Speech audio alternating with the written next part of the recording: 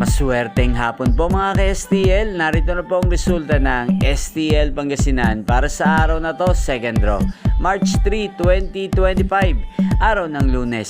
Naway ang mga natayan nyo pong mga numero kanina ay manalo nawa ngayong hapong ito, 5 PM. Kaya't kunin nyo na po ang inyong mga tickets. Narito na po ang resulta.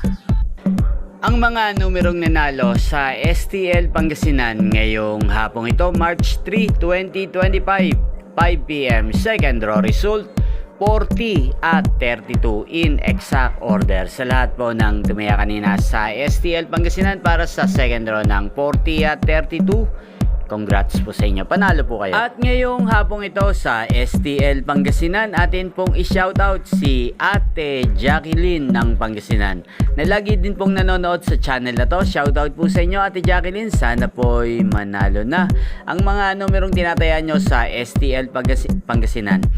Gayun din, shoutout po natin si Kuya Michael ng Pangasinan.